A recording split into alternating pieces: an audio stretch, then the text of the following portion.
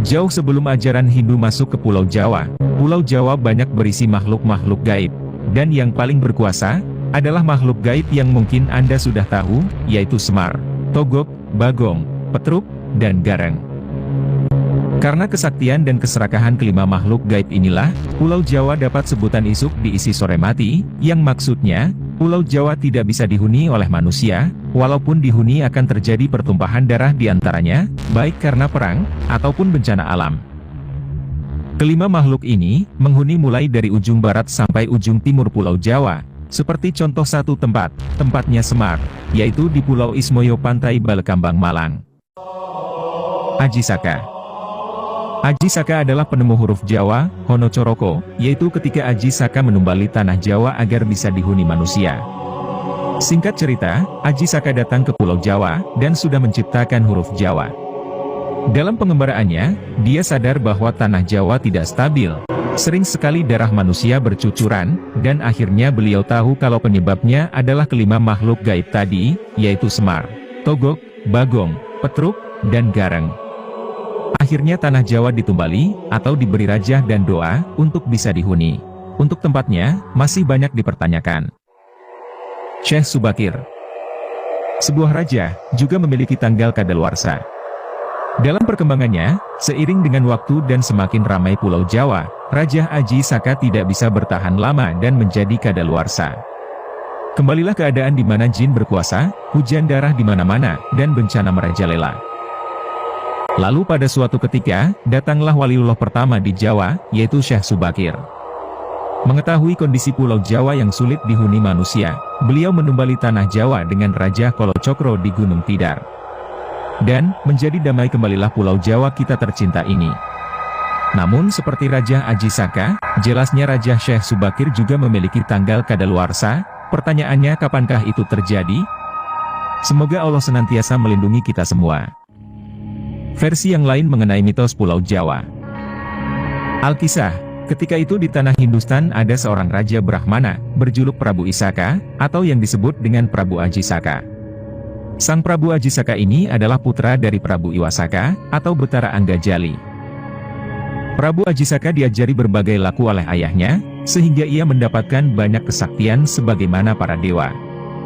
Setelah itu, ia diperintahkan untuk bertapa di sebuah pulau yang panjang, atau dalam bahasa Jawa yaitu Dawa, atau Dowo. Keadaan pulau ini masih sepi, dan sebelumnya oleh Sang Hyang Guru, diberi nama Pulau Jawa. Prabu Isaka, kemudian bergegas mencarinya. Setelah cukup lama, ia menemukan pulau yang masih sunyi, kira-kira di sebelah tenggara tanah Hindustan. Ketika pertama kali Prabu Isaka menginjak di pesisir utara Pulau Jawa, menurut hari Hindu, menjelang hari Buddha, atau menjelang masa Kartika dalam tahun Sambrama. Zaman Pancamakala, mencapai 768 tahun. Prabu Isaka lalu mengelilingi seluruh daratan pulau ini, mulai dari ujung barat laut hingga ujung tenggara. Prabu Isaka sangat kagum ketika mengetahui panjang pulau ini, karena mulai dari Aceh sampai Bali, masih utuh menjadi satu.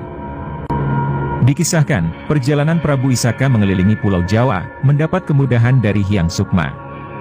Ia hanya membutuhkan waktu 103 hari. Prabu Isaka lalu bertempat di Gunung Hyang, yakni Gunung Kendeng di daerah Prabalingga dan Besuki. Permulaan pembabatan, ketika hari Soma, tanggal 14, pada masa Sitra, masih dalam tahun Sambrama. Pada waktu itu, Prabu Isaka bersama Empu Sangkala, ingin menghitung angka tahun lamanya bertapa. Karena pembabatan hutan Gunung Hyang dijadikan sebagai angka permulaan tahun, maka dinamakan tahun Sangkala. Yakni pada masa Kartika, dalam tahun Sambrama dalam hitungan tahun matahari, atau rembulan. Adapun bunyi sengkalanya, sama dengan tahun kepala 1 Jebuk Sawok, menandai tahun 1, yakni permulaan adanya tahun Jawa, selanjutnya dipakai sebagai pedoman di kemudian hari, serta awal mula Pulau Jawa ditempati manusia. Begitulah, serpihan kisah asal Pulau Jawa. Teori geologi kuno.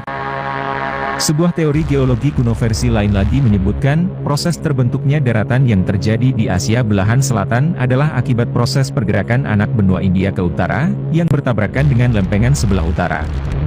Pergerakan lempeng bumi inilah, yang kemudian melahirkan Gunung Himalaya. Konon, proses tersebut terjadi pada 20 hingga 36 juta tahun yang silam. Anak benua yang di selatan, sebagian terendam air laut. Sehingga yang muncul di permukaan, adalah gugusan-gugusan pulau yang merupakan mata rantai gunung berapi.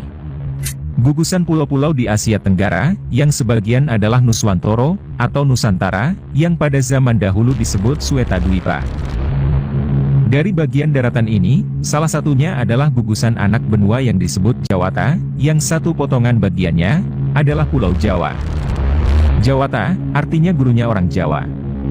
Wong, dari kata Wahong, dan Tiang, dari kata Tihiang, yang berarti keturunan, atau berasal dari Dewata. Konon, karena itulah, Pulau Bali sampai kini masih dikenal sebagai Pulau Dewata, karena juga merupakan potongan dari benua Swetadwipa, atau Jawata. Mengingat kalau dulunya anak benua India dan Swetadwipa, atau Jawata itu satu daerah, maka tidak heran kalau budayanya yang hampir sama, atau mudah saling menerima pengaruh. Juga perkembangan agama di wilayah ini, khususnya Hindu dan Buddha yang nyaris sama. Empu Barang. Alkisah, dalam kunjungan resminya sebagai utusan raja, Empu Barang atau nama bangsawannya adalah Haryo Lembusuro, dia adalah seorang pandito terkemuka tanah Jawa, sedang berkunjung ke Jambu Dwipa, atau India. Sesampainya menginjakkan kaki di negeri Hindustan ini, oleh para Brahmana setempat, Empu Barang diminta untuk bersama-sama menyembah patung perwujudan Hari Candana, atau Dewa Wisnu. Namun, dengan kehalusan sikap manusia Jawa, Empu Barang menyatakan, bahwa sebagai pandito Jawa, dia tidak bisa menyembah patung, tetapi para Brahmana India tetap mendesaknya, dengan alasan, kalau Brahmana dinasti Hari Candana menyembahnya, karena Wisnu dipercaya sebagai sang pencipta Tribuana. Dengan setengah memaksa, Empu Barang diminta duduk, namun sewaktu kaki Empu Barang menyentuh tanah, tiba-tiba bumi bergoyang, tidak disebutkan berapa kekuatan goyangannya dalam skala Richter. Yang jelas, saking hebatnya goyangan tersebut, patung tersebut hingga retak-retak.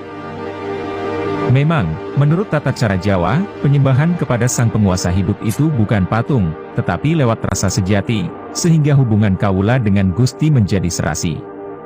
Itulah jumbuhing kawula dumateng Gusti. Orang Jawa, melakukan puja-puji penyembahan kepada Gustinya langsung dari batinnya, maka itu dalam perkembangannya disebut aliran kebatinan, atau perkembangan selanjutnya dikenal dengan istilah kejawen, karena bersumber dari Jawa. Bagi orang Jawa, cerita tentang waktu bumi Jawa belum dihuni manusia, dulu telah dihuni oleh golongan dewa-dewi dan makhluk halus lainnya. Dan salah satu putra Sang Hyang Jagat Dirinata, yaitu Batara Wisnu, turun ke arca pada kawin dengan Pratiwi, atau Dewi Bumi. Dalam pemahaman kejawen, hal itu disikapi dengan terjemahan, kalau Wisnu itu artinya urip atau hidup, pemelihara kehidupan. Jadi jelasnya, awal mula adanya kehidupan manusia di bumi, atas izin sang penguasa jagat. Dewa perlambang sukma, manusia perlambang raga. Begitulah hidup manusia, raganya bisa rusak, namun sukmanya tetap hidup langgeng. Prabu Galbah. Kemolekan bumi Jawa laksana perawan rupawan yang amat jelita, sehingga kerajaan Rum, atau Ngerum, yang dipimpin Prabu Galbah, lewat laporan pendeta Ngali Samsujen, begitu terpesona karenanya. Maka diutuslah dutanya yang pertama, yang bernama Hadipati Alip. Hadipati Alip, berangkat bersama 10.000 warga Ngerum menuju Nuswa Jawa. Mereka dalam waktu singkat, meninggal terkena wabah penyakit, tak tersisa seorang pun. Lalu dikirimlah ekspedisi kedua, di bawah pimpinan Hadipati Ehe. Malangnya, mereka juga mengalami nasib sama, tupes tapis, tanpa tilas. Masih diutus rombongan berikutnya, seperti Hadipati Jimawal, J, Dal, B, Wawu, dan Jimakir. Semuanya mengalami nasib sama, tumpes kelor. Melihat semua itu, Prabu Galbah terkejut dan mengalami shock hebat. Akibatnya, sakit jantungnya kambuh. Dia kemudian jatuh sakit, dan dalam waktu tak lama, dia pun mangkat. Pendeta Ngali Samsujen, merasa bersalah karena nasihatnya menimbulkan malapetaka ini terjadi. Akhirnya, beliau mati dalam rasa bersalah. Tinggal Mahapati Ngerum, karena rasa setianya, dia ingin melanjutkan misi luhur yang dicita-citakan rajanya. Dia, akhirnya ingat pada sahabatnya yang sakti bernama Jaka Sangkala, alias Aji Saka, yang tinggal di tanah Maldewa, atau Swetadwipa. Habisnya para migran dari Ngerum ke tanah Jawa itu, menurut Jaka Sangkala, adalah karena hati mereka yang kurang bersih. Mereka tidak meminta izin dahulu pada penjaga Nuswa Jawa. Padahal, karena sejak zaman dahulu, tanah ini sudah ada yang menghuni. Yang menghuni tanah Jawa, adalah manusia yang bersifat suci, berwujud badan halus, atau ajiman. Aji artinya ratu, men atau wan artinya sakti. Selain penghuni yang baik, juga dihuni penghuni berkasakan, yaitu anak buah Batara Kala. Makanya tak ada yang berani tinggal di bumi Jawa sebelum mendapat izin Wisnu, atau Manikmaya, atau Semar. Akhirnya, Mahapati Ngrumbiantar Aji Saka menemui Wisnu, dan istrinya Dewi Sri Kembang. Saat bertemu, dituturkan bahwa, Wadyabala warga Ngrum yang mati tidak bisa hidup lagi, dan sudah menjadi periparahyangan anak buah Batara Kala. Tapi kedelapan hadipati yang gugur dalam tugas itu, berhasil diselamatkan oleh Wisnu, dan diserahi tugas menjaga 8 mata angin. Namun, mereka tetap menghuni alam halus. Atas izin Wisnu, Mahapati Negrum dan Aji Saka berangkat ke Tanah Jawa untuk menghadap Semar di Gunung Tidar. Tidar dari kata tidak, hati di dada, maksudnya adalah hidup. Supaya selamat, oleh Wisnu, Mahapati Ngrum dan Aji Saka diberi sifat kandel berupa Raja Kala Cakra, agar terhindar dari wabah penyakit, dan serangan anak buah Batara Kala. Dan ternyata, masih banyak versi lain yang menyebutkan bagaimana terbentuknya Pulau Jawa.